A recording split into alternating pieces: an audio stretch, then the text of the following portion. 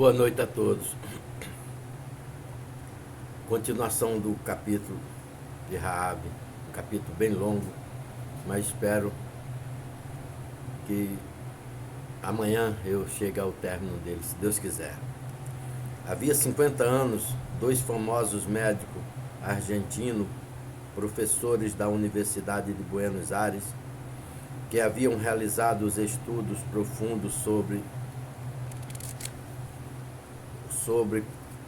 conservação e destruição da vida dos tecidos animais, fizeram um desses descobrimentos que revolucionam os costumes da humanidade. Acharam a forma de suspender a vida de um ser animado e também dos seres humanos por meses e mesmo por anos, e quiçá por séculos. Durante esse período, o organismo não consumia energia alguma e conservava integralmente as suas qualidades, juventude, beleza, talento, se o tinha, até que, chegando o prazo, era novamente chamado à vida e despertava descansado e disposto a continuar vivendo. Aplicava-se um processo de congelação a 200 graus abaixo de zero, num ambiente eletrizado que se mantinha todo o tempo. Se por uma fatal circunstância se interrompia a corrente elétrica, o pobre diabo, congelado como um salmão da Escócia, num tímpano de gelo, morria sem remédio.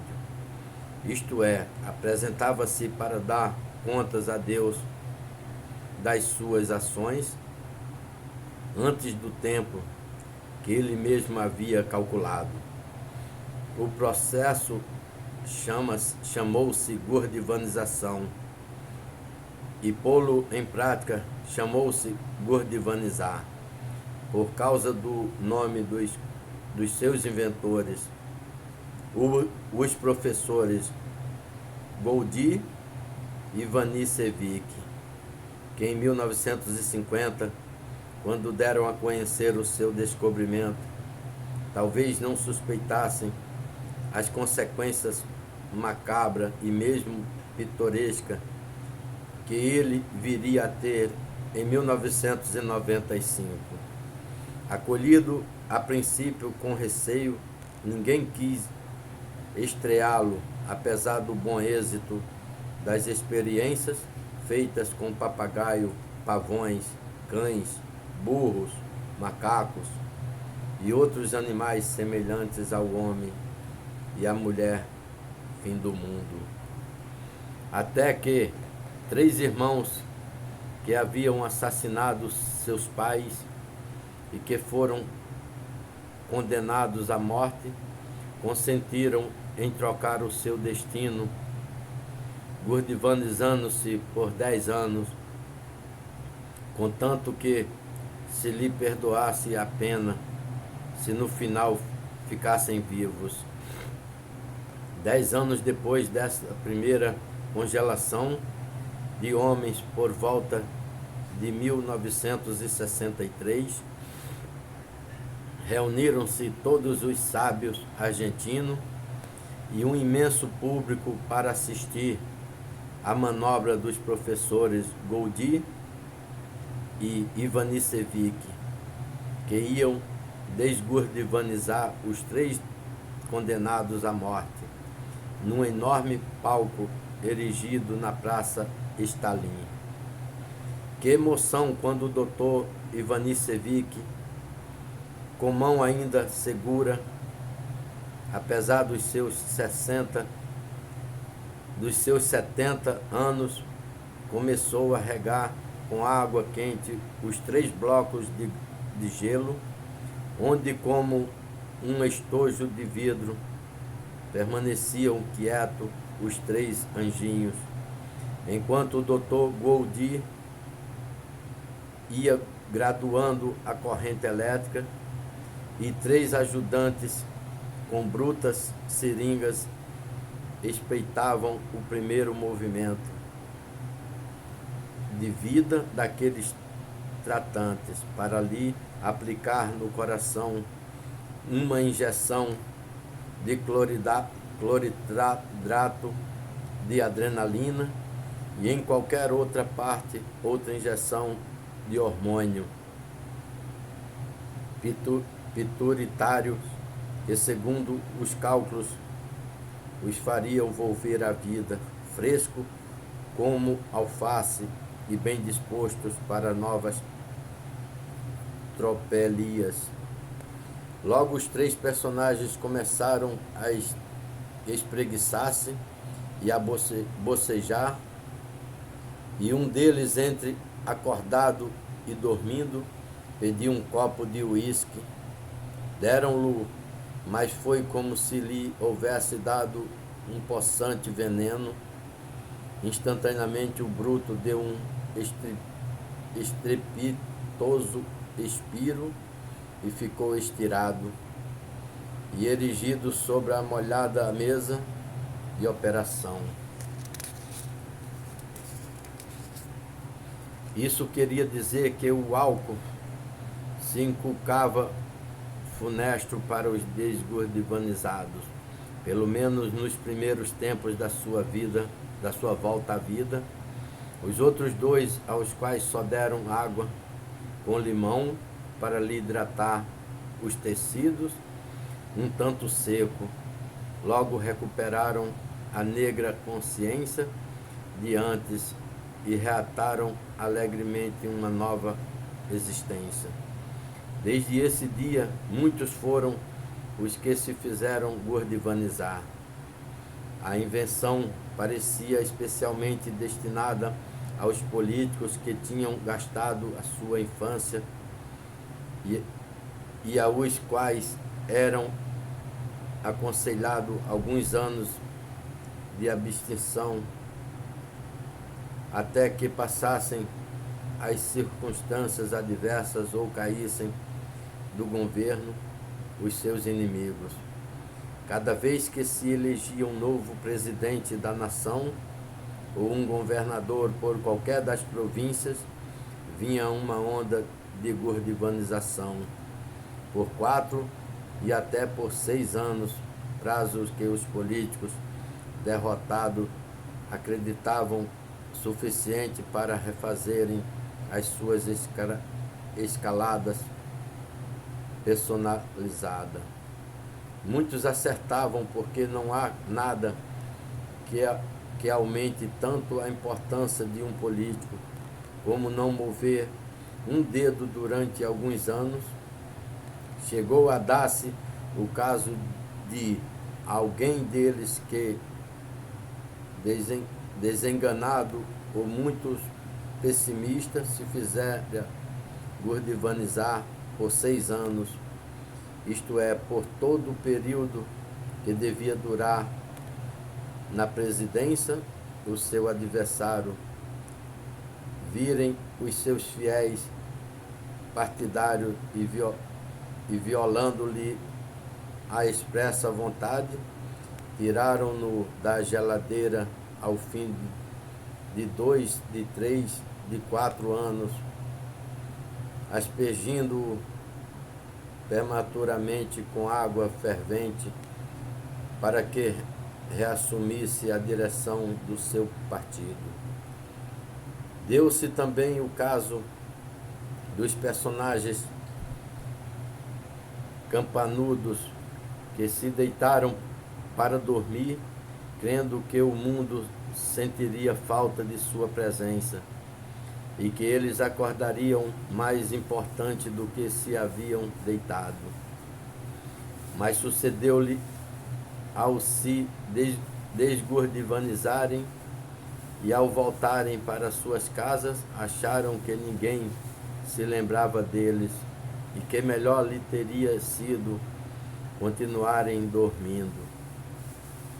Como os doutores Goldy e Ivanisevic não reservaram o segredo das suas experiências, logo se tornou um negócio o aplicá-la e em todo o mundo fundaram-se companhias com as quais, mediante um prêmio anual, se contratava a manutenção dos blocos de gelo nas condições requeridas para que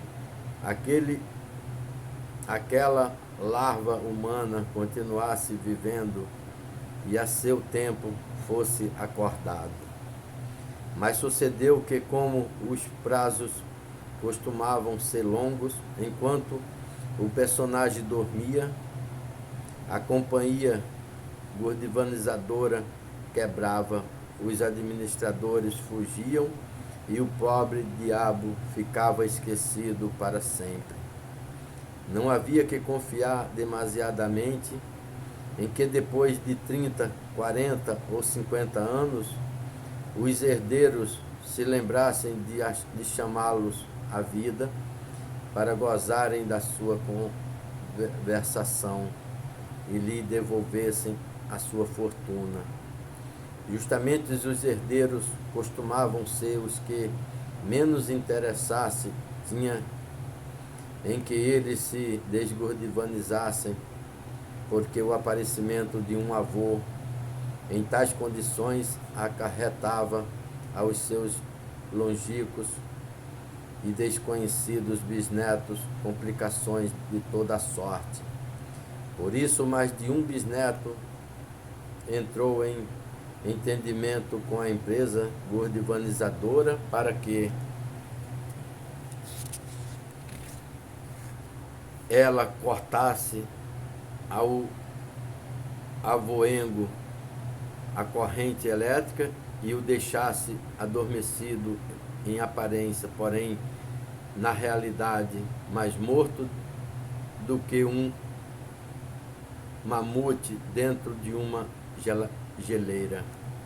Os governos tiveram de intervir e de fiscalizar severamente as empresas para que o gordivanizado pudesse dormir seguro de que ele não cortariam a corrente e de que o seu devido tempo o desgordivanizariam. Como a operação e a sua manutenção custavam muito, não se gordivanizavam senão os muito ricos, que podiam assegurar o pagamento anual de um prêmio elevadíssimo. Facilmente se compreende que o negócio contasse com a decidida oposição dos futuros herdeiros do caprichoso senhor, que preferia aprazar a sua morte, saltando por cima deles e condenando-os a gastar a flor de sua vida na pobreza, enquanto ele dormia, para acordar alguns dias mais moço e mais forte do que eles.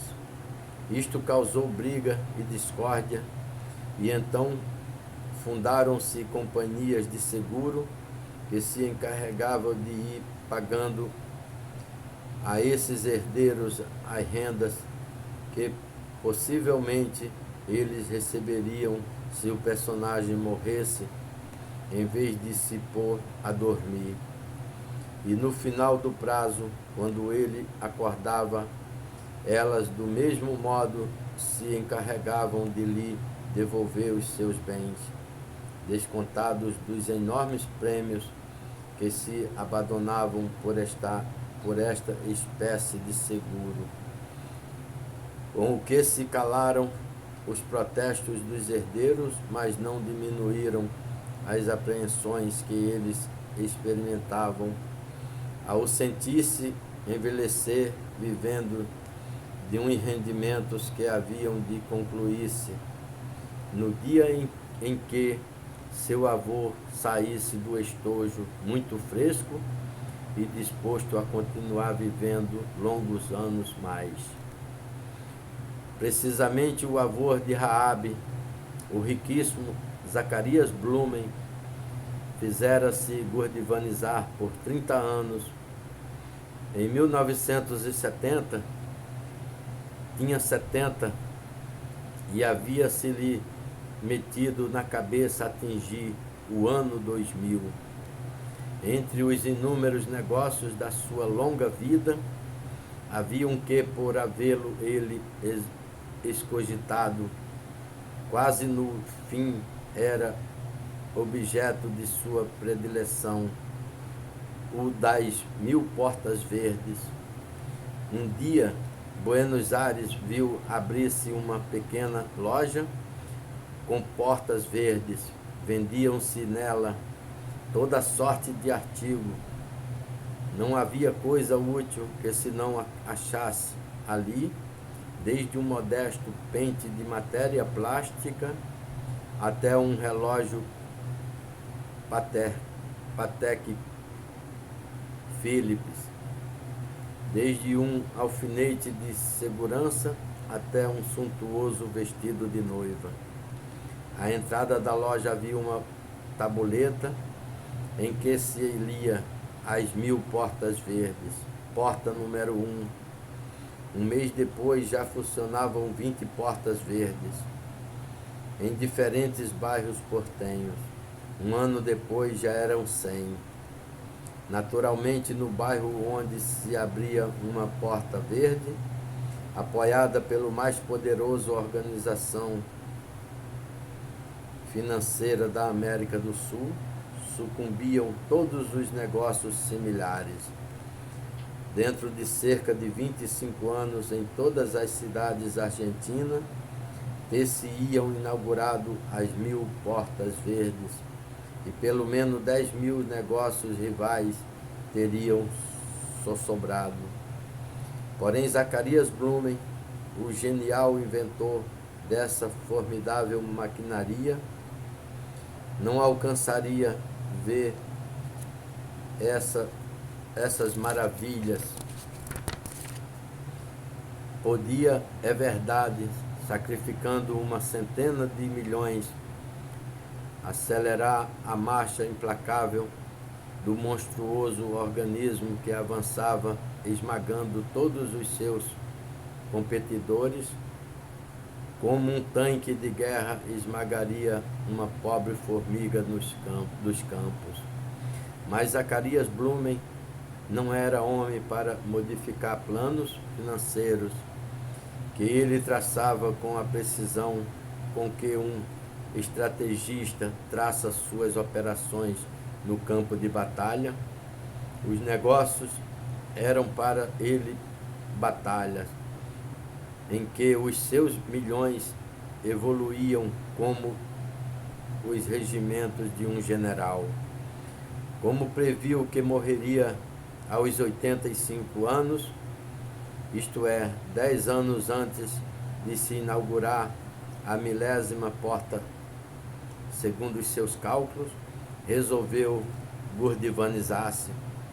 Fecharia os olhos e abri-lo-ia 30 anos depois, quando estivesse rolando vertiginosamente as 1000 rodas da sua trituradora, as quais lhe dariam 100 milhões de lucro cada ano, e faloria um rei de todos os negócios da República.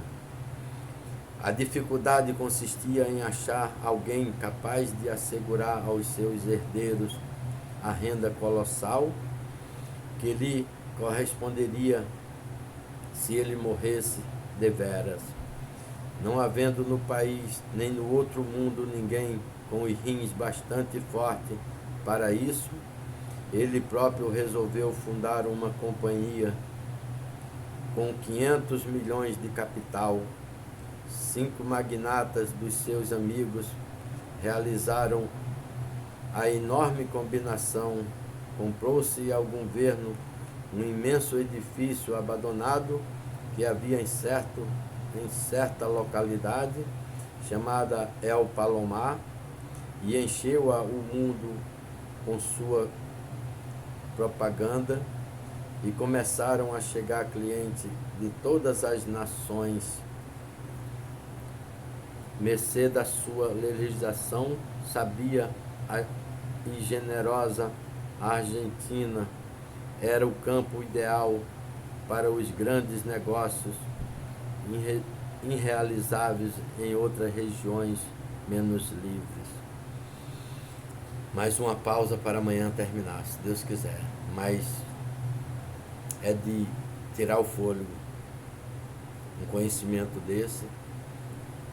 Espero amanhã terminar, se Deus quiser, o capítulo para poder fazer uma análise sobre ele. Fique todos com Deus, tenham uma boa noite. Salve Maria Santíssima, Rainha dos Anjos e dos Homens. Amém.